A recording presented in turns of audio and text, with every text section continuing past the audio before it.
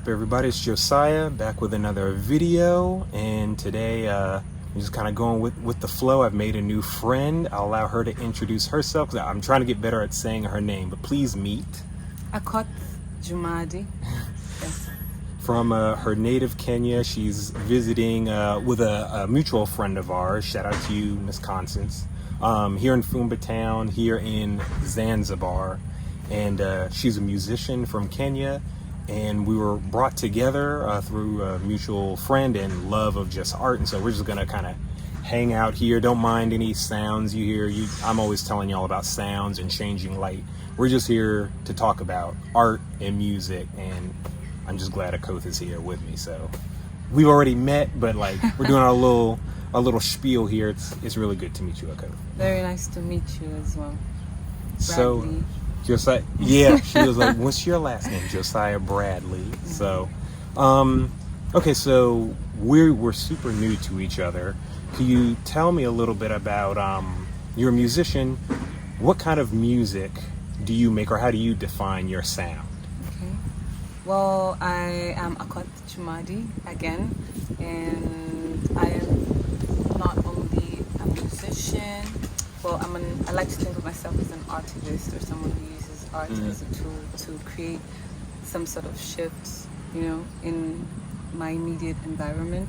And I'm also a cultural practitioner in that I use linguistics or native languages that I learn to express that in my music as a way of remembering, reimagining, and sort of like archiving African languages because it is quickly disappearing. So, Okay. yes.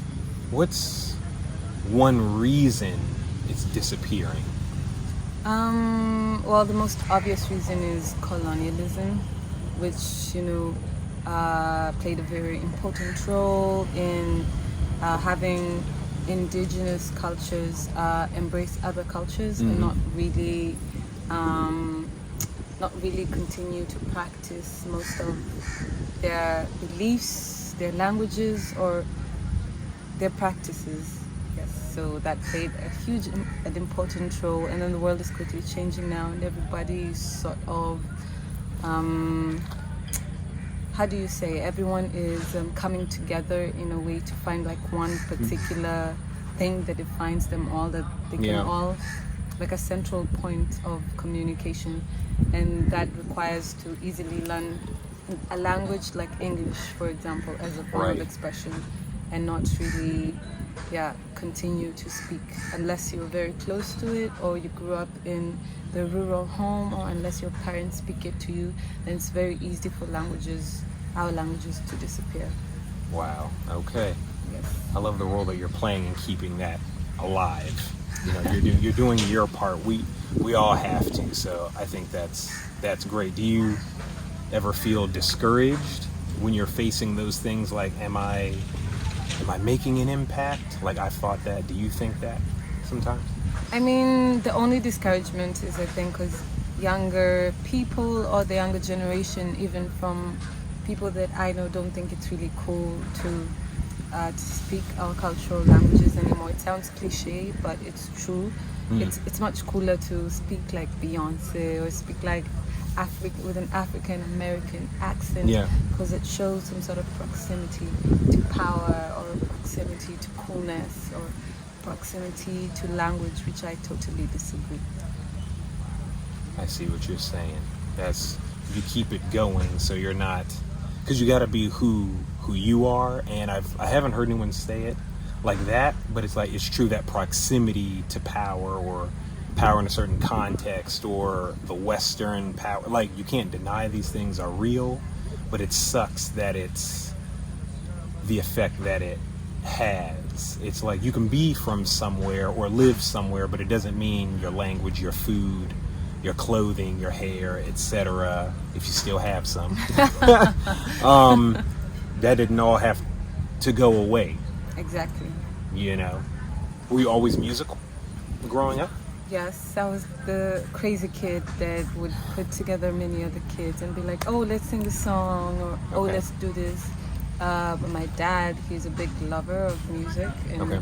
he played a lot of records growing up. On Sundays, we all knew that's Dad's day to just chill out and play some, some of his vinyls, and like we made fun of it when we were growing up, rather, because it was like, no one has access to the TV to watch cartoons that day. It's just like it's that day. But then as I grew up, and we'd even start singing some of the songs to make fun, because my dad would always sing along, just sit and like sing along, and we thought it was really funny. Yeah. But then, yeah, as I grew older, some of these rhythms and some of these melodies, by default got stuck in my brain, or rather got in, what's the word to use? Sort of like injected Okay. in my system. And Okay. I think it was one of the best things. And then my mom also used to sing when I was young. You'd find her ironing clothes and just singing some melodies. And yes, music has always been part of who I am. And my grandfather, he played nyatiti, which is a traditional 8-stringed instrument from Luo people of Kenya. That's where I'm from. And he was known as he was known to play a lot of nyatiti just for fun. And my grandmother from my mom's side also was known as a singer, because she would always just be singing the compound when everyone would pass by. So I think it has been in my family, and I am sort of like an embodiment of that which has been before. And yes, I hope to continue and pass it on to many other people. Yes. That's cool, right? So it's just deep in the family. I always love asking questions like, be it artists, musicians, painters, filmmakers, like, just out of curiosity, is it in your family, or did you like create your own branch of expression? Yeah. Some people come from a lot of music of different levels. It could be very professional, or it could just be the gift, but it never went away. It just tracks through the family. Maybe no one went off and became famous or anything, but it's a part of the family culture, especially when you all get together, instrumentation, what have you. So that's cool. What are some songs that, records that your dad that would be playing on a typical Sunday growing up?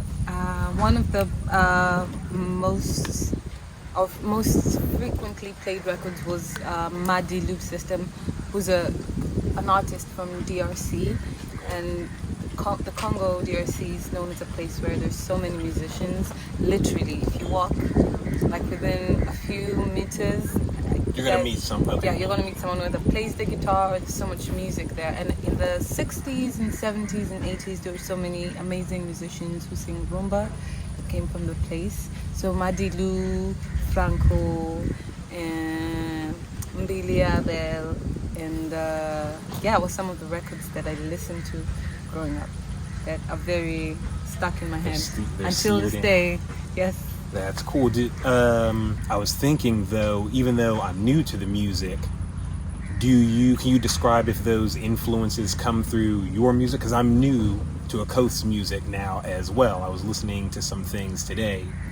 Can you attest that this artist or this instrumentation, does that come through at all, or are you definitely your own person, or maybe a little bit of both?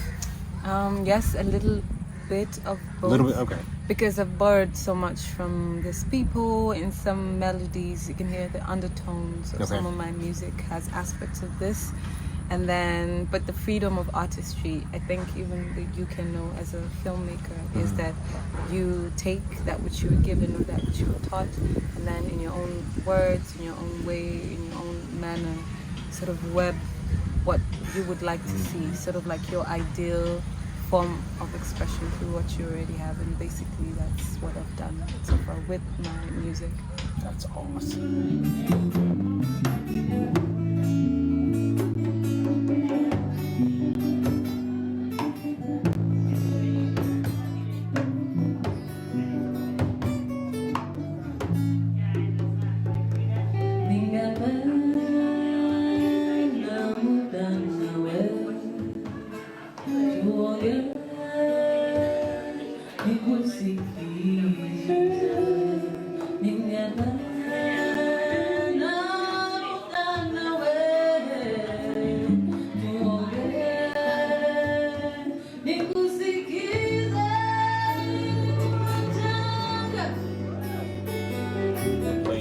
guitar. Do you play other instruments? I do. I play the bass guitar. Okay. I play the nyatiti, again, which is an 8-string Luo instrument from the western peoples of Kenya. And it comes in different, the lyre, it comes in different forms and shapes and sizes depending on whether you go up north or you come down south. That's and cool. The ukulele a bit, which I picked up to play for fun, and I love. And I'm still maybe building interest in other instruments, but so far so good. That's cool. Do you have a favorite? Hard to choose, but I do love the bass guitar. I love groove. I'm a big fan of groove, and I discovered jazz and funk and, you know, aspects of music that had so much groove when I was, you know, in my younger adult life. Okay. And yeah, I love the bass. I really do love the bass. That's cool. Yeah. Shout out to my Uncle Roger. I loved growing up, he would play the bass guitar as well. I was just, whenever he'd have his solos, like in church or things like that, I lived for those because it's just such a unique instrument. It just got such a, like you said, a groovy, funky sound. It's like, it's cool all by itself. Yeah. Do you play an instrument yourself, or do you? No, I mean, okay. So I did a little bit. We had like a family band of sorts that, you know, we played like at family reunions or in church and things like that. So I dabbled in the saxophone and A wind instrument. That's nice. A wind, yeah. I did it because I didn't want to sing, but then I couldn't sing then. I can't sing now. But then I started to like it. I mean, it was intricate and kind of intimidated me sometimes. So I hung with it for as long as I could, maybe a couple years or something. Ah, okay. So saxophone, and then dabbled in the keyboard. I think I played the keyboard more, actually. Synthesizer, a little bit too, in fact. And my dad showed me like a few like tricks on the guitar. Like I couldn't, if you gave me a guitar now, I don't think I could do it right now. Yeah. But so I've experimented a little bit. He's self-taught, in fact. Ooh. And are you self-taught?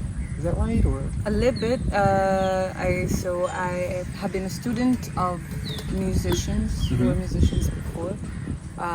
Then most of the other things I did teach myself, or YouTube University. Yeah, exactly. No, yeah, don't sleep on you. Y'all know what it is. Please. Yeah, absolutely. Yeah. Okay, that's cool. So let's see. All right, so jazz. What is, I think Constance called it Tanza jazz? Tata jazz. Tata jazz. Tata jazz? Yeah. So can you describe that for those who are like, yo, what's that?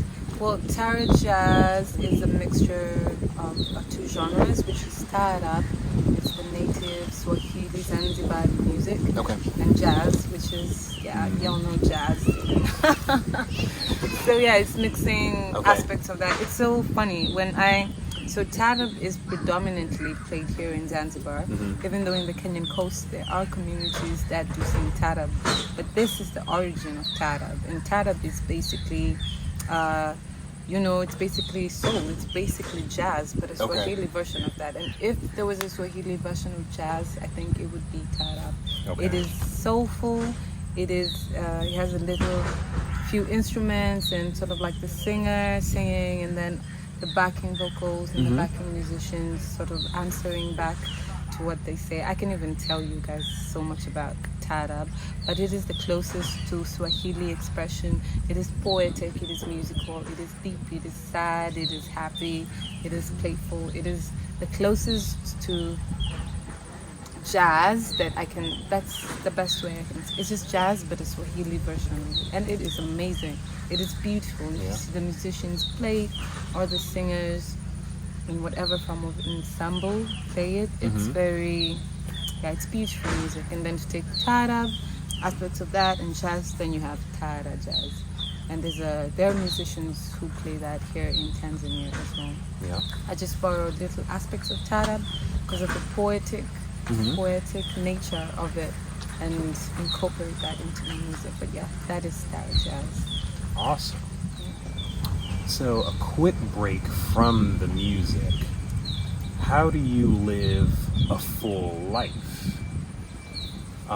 Even though you are a musician, we'll talk about your album. You play live. You were here at some events here in Zanzibar at the time of this recording. What do you do to make sure you don't get burnt out? Taking time or making time for rest. I feel as a musician or as an artist or as a creative, you spend so much time giving in form of your energy. That is, if you're playing the saxophone or if you're playing the drums or if you're singing, I feel that is sharing energy. Whatever would use your mind and the coordination of your mind and your body and even your soul, depending on how deeply rooted you are in your music. I feel you give. And it is important for a giver to take time to give back to themselves and not just to everybody else out there. So I make time purposefully. I try. I'm terrible at it sometimes, but most times I know it's important for me to just make time to do nothing, not even listen to music, just chill, take a walk, go somewhere else, journaling really helps me I'm a journaler. Perfect. Amazing. Yeah, I'm a journaler too. Yeah, it helps me keep track. And when I read my journal, like many weeks or months down the line, I'm like, okay, I was really happy. Or this year, I've been really happy. Or there's a particular redundant / recurrent feeling that I always have when I go back. And that helps me be more appreciative of where I am now.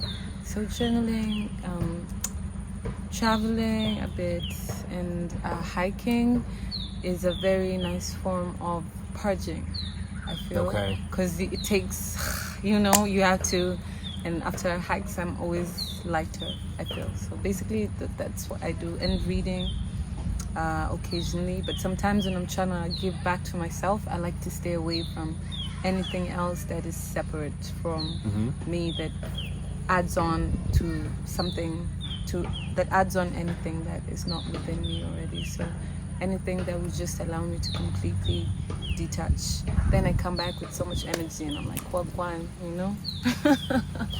Wait, what did you say just then? Wagwan, it's like slang where I'm from, but I think it's also a Jamaican slang. It's like, what's happening? Okay. Like, I'm back, like...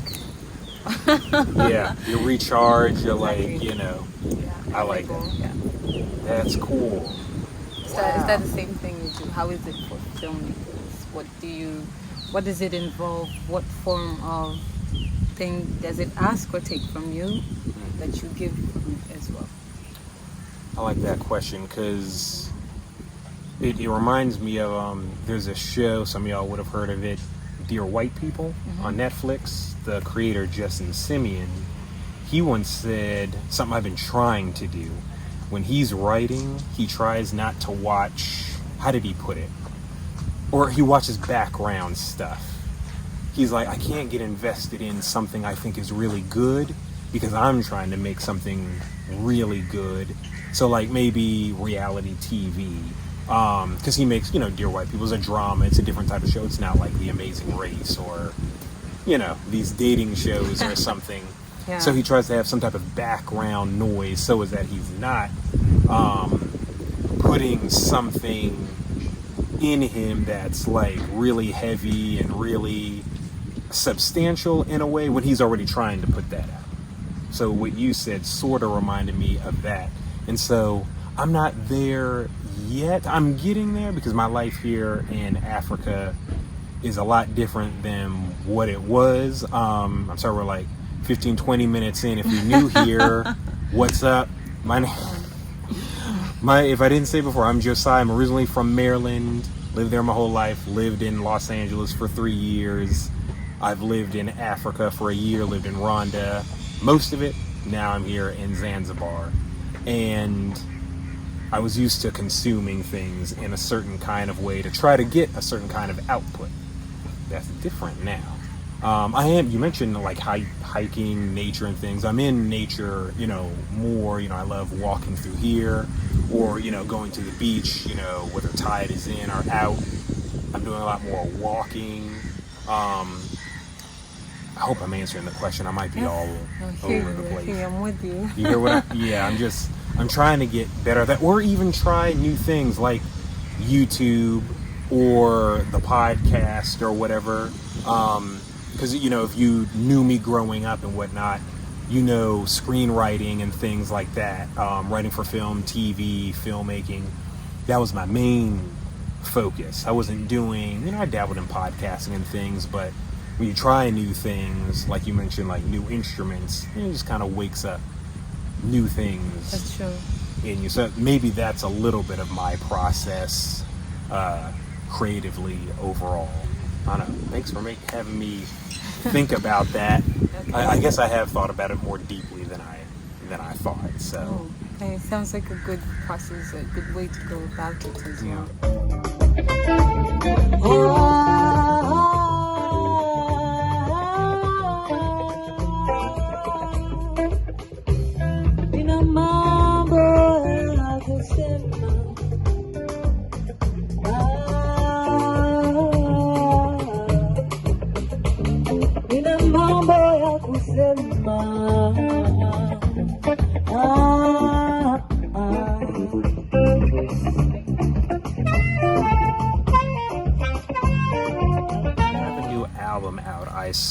I was gonna try and say it and then I lost. So I can see the lettering in my mind. Can you tell the people what's your new project called? The new album is called Yo Nika. It came out in November 11th, 2022. Thank you so much. Congratulations. Making an album is a lot of work, trust me. It took 2 years to make and put together. And I'm just, it's an amazing body of work. Yonika means the way is here. So the first body of work that I ever released was an EP called Ethereal, which means where is the way. And it was at a time in my life where I was, just trying to figure out my surrounding, my environment, and like trying to ask where is the way for my people and what can we do better in order to transcend our current reality, which wasn't looking so good at the time, even though there were some very good aspects towards it.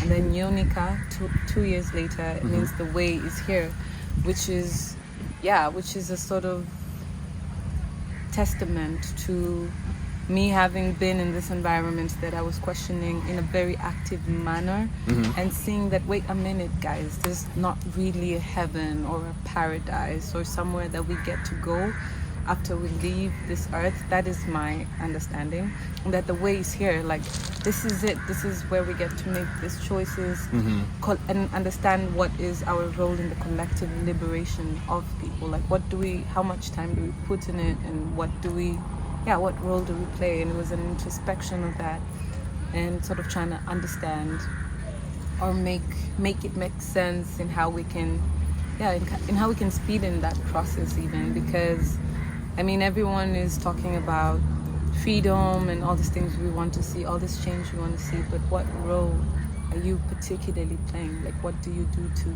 make that happen? And it was basically it. Yonika, it's an amazing album. It's out everywhere. You probably listen to your music, so if you don't find it, may it find you, because it's a beautiful body of work, I think. Awesome. I heard, I'm not gonna say it right, Ntemakuni. That's because that's the opening track, yes, right? Yes, that's the opening track, yeah. What does that mean? Ntemakuni is a seeker. It's a fumbo, which is basically like how would I explain it? It's basically a riddle, but then it's like Ntemakuni in this particular context is someone who seeks, or someone who wants to make a change, or a dreamer, someone who dreams. And it says basically that dreamer dream on, but make sure that your heart or your spirit is light. Otherwise you have a lot of work to do before you move to the next chapter. That's just it. So it's very exhausting having to go back to the same position to begin again on a clean slate, whatever form of thing you're doing. So just keep your heart light, keep it light as a feather, to quote Janine, who's a favorite artist of mine. Just like keep it light. Don't be a bad lady, don't be a bad man, don't be a bad person. Just like do what you have to do. And if you have things you need to make up for, if you have things you have to leave behind that you know is not good for your journey, just let it go, release, so it can be quicker. Not that there is a quicker way to get to that place you want to be, but just for it to be easier, just release, just be light, so you don't have to learn the same lessons over and over again, because you just get so tired. And we need more, more motivated people in whatever creative sector doing what they do in a happy, in a joyful manner. We need that as well. Wow. So that's the opening track. That's just the opening. I tell you. Yeah. Golly. It's amazing. And it's crazy for me to say this about myself as an artist. And I used to be in a position where I would see my work and be like, oh, we need to put more of this, we need to put more of that. And you're never really maybe content with a completed process, especially if it's a collaborative project, which this was, because there's so many musicians, different songwriters that came into the place so to make the album. So I heard it and I was like, wow, a few twitches here, there, but this is magic. Wow. Yeah. In fact, that just got me thinking, would you mind saying how many tracks are there? And would you mind doing like a brief summary of like what each title, I can't remember what they all were, but like what's the journey briefly of the album? Okay, so I'm gonna make it quick. Each song is sort of related to the other in content and in theme. There are 10 tracks and 1 interlude. So Interlude was nice. I don't know what it was called, but you were talking your talk. Yeah, I should post translations for, even though they tend to lose meaning when you translate, but I think some aspects of it will definitely remain. So Mtema Kuni is the opening track, which I already explained, and then track number 2 is Olua, which is a period in my time where good things, and particularly a lover, is following me for a chance to settle down, and I don't know if I'm ready for love, because I have so much I need to deal with on my own. So I'm basically just wondering whether that's gonna happen. And then Makuruyo, which is also representative of Mtema Kuni, the first track, to keep your heart light. And then the second track, I'm introspecting, and I have a lot that I still am carrying, so I don't know how that goes. And then Makuruyo is the third track, which says... You said third? Yeah, third track. So first track, Mtema Kuni, second track, Olua, and then third track is Makuruyo, which means get on the way. And it is for those who are seeking, those who want to do whatever, particularly people from my tribe, because there was a period in election where a person from our tribe lost, which is crazy to even think about politics in that manner. But I was just like addressing them, and maybe it's addressing a bigger issue and just saying, get up, like get on the way, like that's not everything, and we need to also do better in how we move forward as a community, and not really prize ourselves into being the people that have to be in power. Like we have to really be good at other things that we're good at and that we do, and just move out of that victim mentality into a place where we're actively working for us as a people. And then number 4 is the interlude. It's called the Roho Juu ya Bongo, which is Swahili for heart over mind.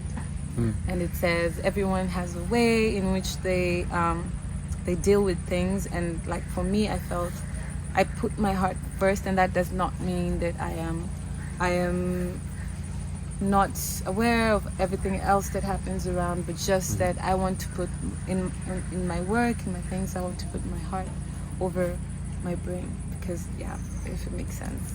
And then song number 5 is Hera, which means love, and it's a celebration of love and the impact it has on all around.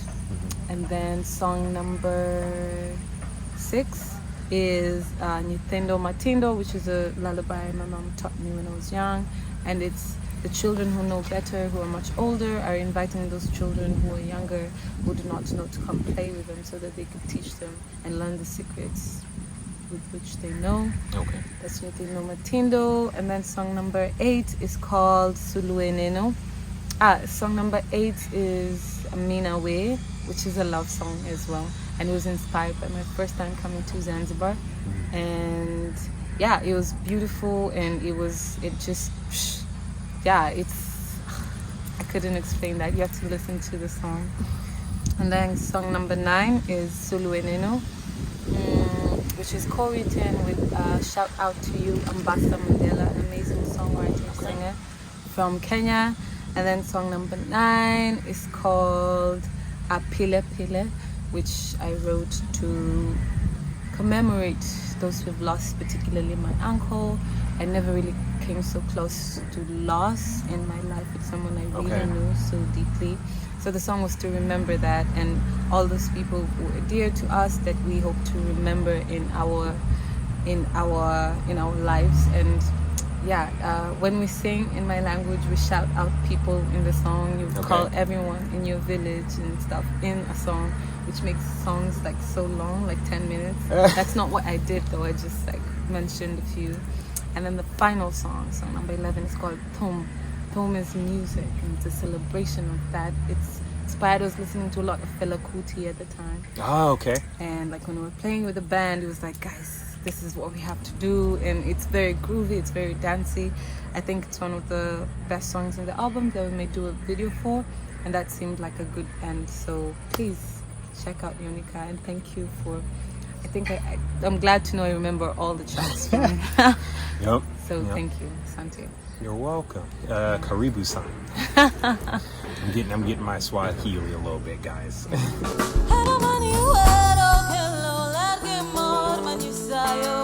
Come on, dance to the fun.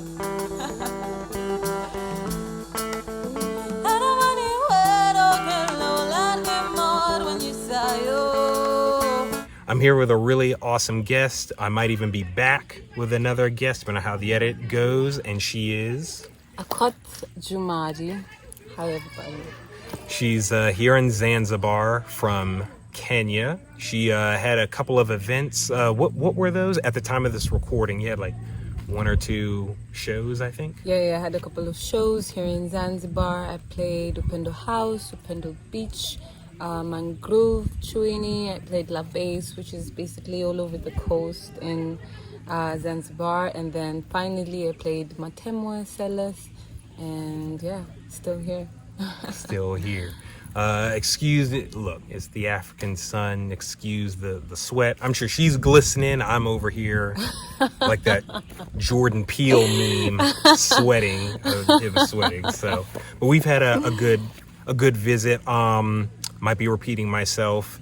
We have a mutual friend. Shout out to you, Miss Constance, who is hosting Akoth in Stonetown, I believe it is. Yes. While she's here performing and enjoying Zanzibar on her return trip. And we're just talking about music and art. Can you describe again, just briefly, what's your style for those who are interested? So my style is ethereal folk sounds with elements of jazz and funk and Taraab and Benga and a lot of soul. Yes, that is the genre. Oh, you see the... I'm sure you caught that runaway cart. It's just life here in Zanzibar. Yes. So, cool. Okay, so brief recap. How long has music been a part of your life?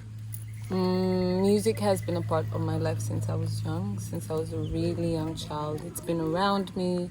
It has been from my immediate environment, which is my parents and my brothers and sisters, and then outside with my friends and with our neighbors, and finally in school. And then now it's basically, I create music with me in places that I go to. So me and music have been friends for a minute. Cool. What's your favorite thing about music?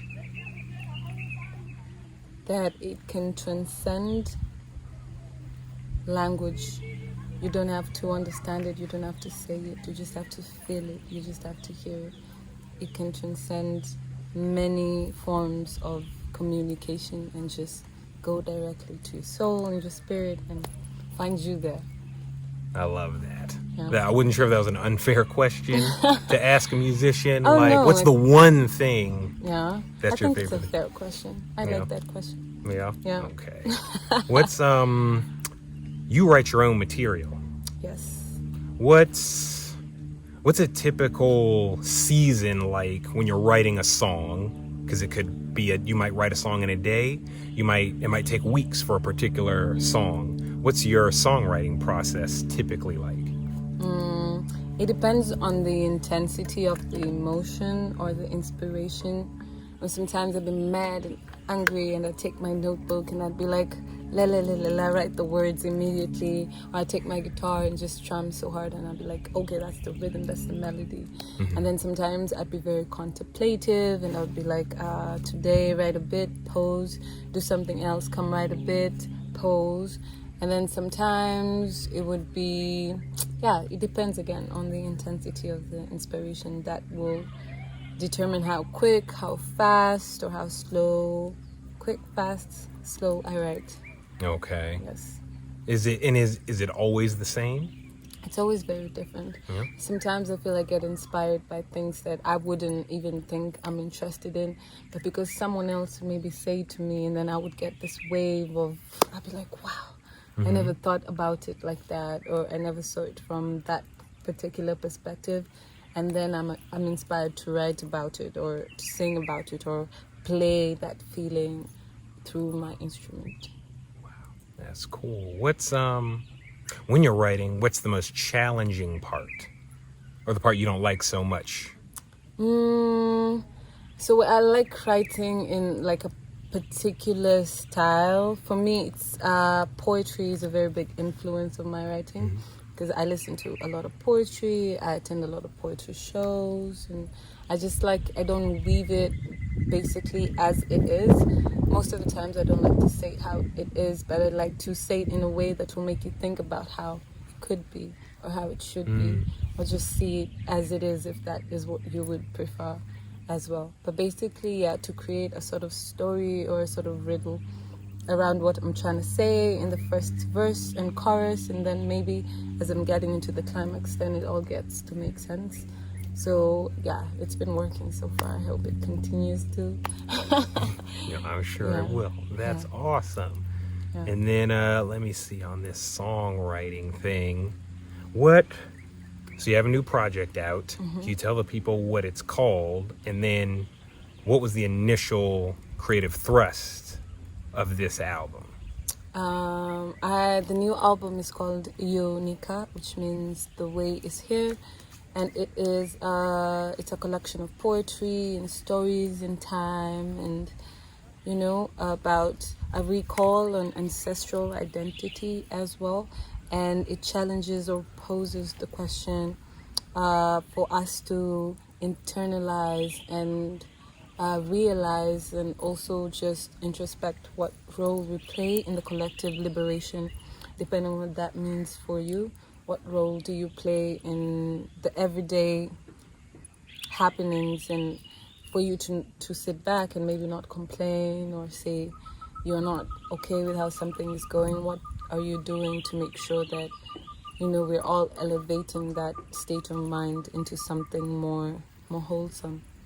Yes, and it was out on 11th November 2022, and it is available everywhere on most major streaming platforms. A collection of 10 songs, 1 interlude, amazing body of work. Yeah.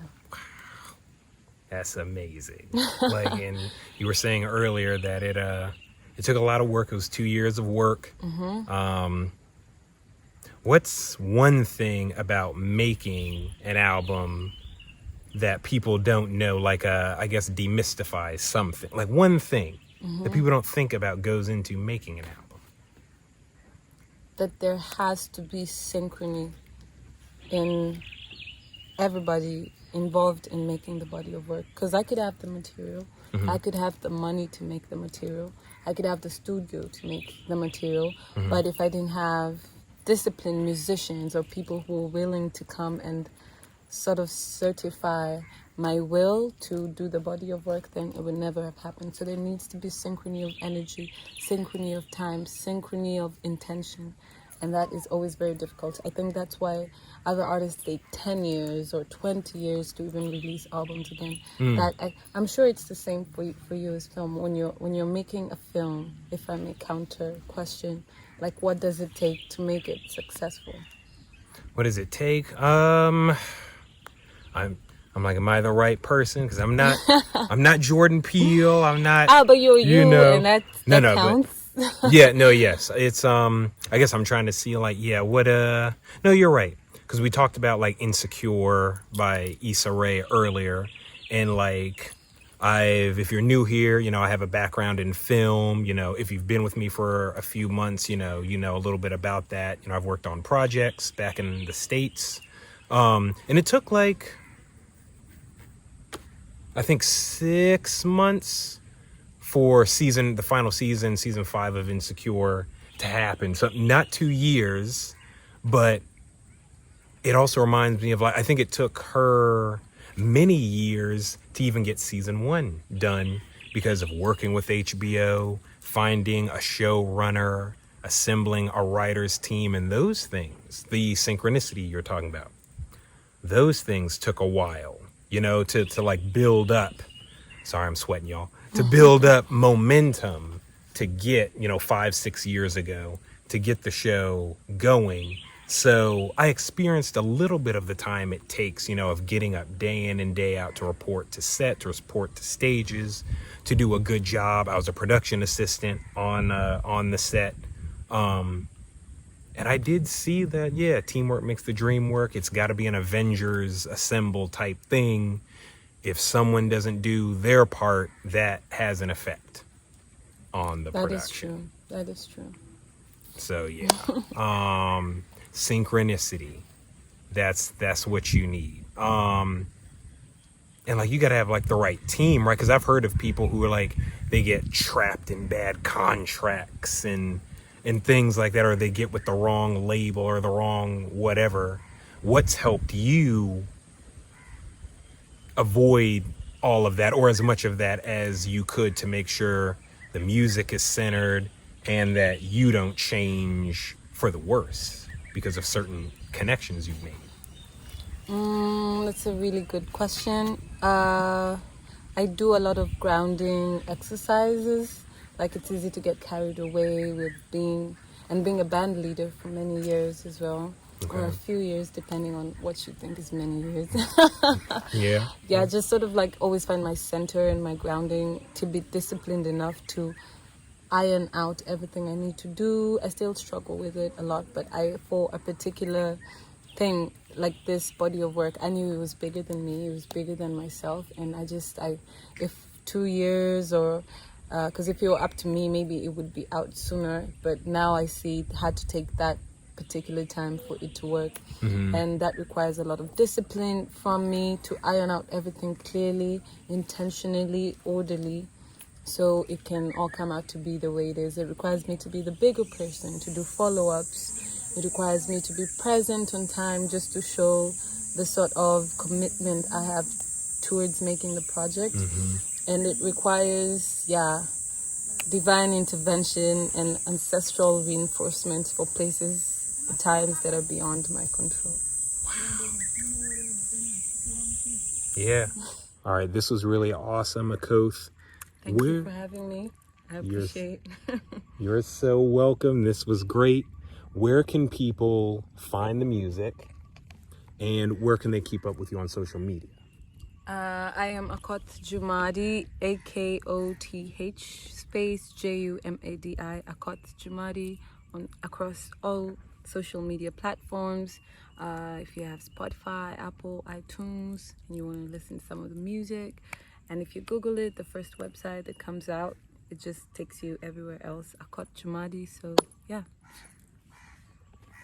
Awesome, guys. We hope you find the music, or we hope it finds you. And True. this was a really fun conversation. I loved meeting you. Thank you. Me as well. Guys, I hope you enjoyed this video. Keep up with her, and we'll see you on the next one.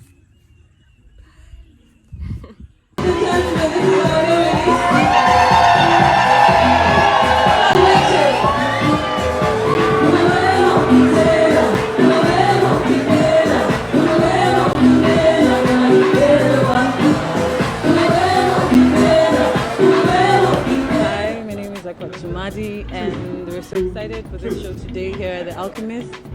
I'm joined with my lovely bandmates. They're going to introduce themselves. Yo, what's up?